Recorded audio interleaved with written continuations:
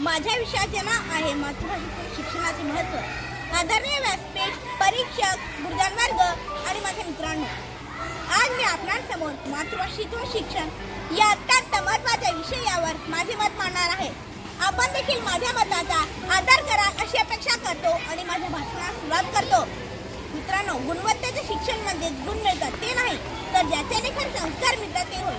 स्वतःला ओळखता येणं आणि जगाला ओळखता येणं हे शिक्षणातून झालं पाहिजे। खऱ्या अर्थाने हे शिक्षण तेव्हा मिळेल जेव्हा आपण आपल्या मातृभाषेतून शिक्षणाच्या पाया मजबूत करू। माणसाच्या आयुष्यातील पहिली भाषा म्हणजे मातृभाषा। आईच्या कुशीतून, अंगागीतातून आपण ही भाषा शिकतो तीच मातृभाषा। मातृभाषा हिच्या दुधासारखी आहे। जसे माईच्या दुधावर मुलाची वाढ होते, तसेच मातृभाषेतून मेंदूची वाढ व विकास होतो। मातृभाषा केवळ भाषा नाही, ती आपली ओळख आहे। मातृभाषा आपल्या संस्कृती, विचारांची आणि भावनांची आई आहे। इतकेच नव्हे, भाषा आपल्या संस्कृतीचे दालन आहे आणि त्या दालनाचे गुरुकिल्ले म्हणजे मातृभाषा। मित्रांनो, आज मातृभाषेतून शिक्षण देणे काळाची गरज का वाटत आहे? आपल्या भारतीय शिक्षण पद्धतीत प्राथमिक शिक्षण हे मातृभाषेतूनच मिळावे याचा आग्रह का आहे? यामागचा हेतू काय असेल?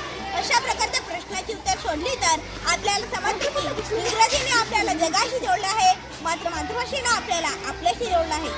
मातृभाषा म्हणजे ज्ञानाची माय आहे, तसेच आपल्या संस्कृतीची जननी आहे। मातृभाषेतून शिक्षण हे केवळ शैक्षणिक धोरण नसून देश घडवण्याचे उत्तम साधन आहे। अनेक थोर महापुरुषांनी मातृभाषेचे महत्त्व काय याचे दाखले दिले आहेत। थोर संत तसेच विचारवंतांची शिकवण हे देखील खऱ्या अर्थाने आम्हाला मातृभाषेतूनच कळते। इंग्रजीमध्ये ग्रॅव्हिटी हा शब्द पाठांतर करण्यापेक्षा गुरुत्वाकर्षण हा शब्द समजून घेण्यास मला अधिक फायदेशीर वाटतो। मातृभाषेतून आत्मविश्वास वाढतो, परिणामी सर्जनशीलता वाढीस लागते। जगातील सर्वात हुशार देश जपान, जर्मनी, चीन हे सर्व प्राथमिक शिक्षण मातृभाषेतूनच देतात, कारण त्यांना हे माहीत आहे की आपण पाया मातृभाषेतून घातला की कोणतीही भाषा शिकणे सहज सोपे जाते।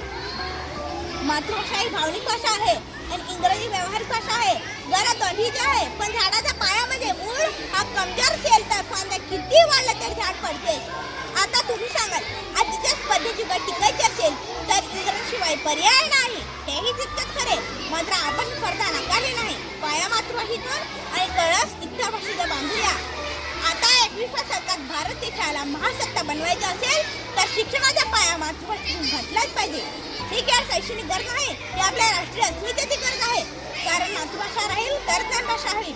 डॉक्टर बाबासाहेब आंबेडकर म्हणाले होते की शिक्षण वाघिणीचे दूध आहे आणि ते पिण्यासाठी सगळ्यात सोपी वाट म्हणजे मातृभाषा। मातृभाषा इतकेच काय, जगातील सर्वात मोठे शोध, साहित्य, ग्रंथ हे मातृभाषेतून सुरू झाले, नंतर त्याची भाषांतर झाली ही वेगळी गोष्ट। संत तुकारामाचे अभंग, ज्ञानेश्वराची ओवी, लोकगीते हे आम्हाला मातृभाषेतून कळते। भाषा गेली की संस्कृती जाते आणि संस्कृती गेली की आपली ओळख जाते, आणि हे सर्व टिकवायचे असेल तर मातृभाषेतून शिक्षण दिलेच पाहिजे। शेवटी जाता जाता एकच वाक्य म्हणेन, इंग्रजी शिका, हिंदी शिका, पण मातृभाषा विसरू नका।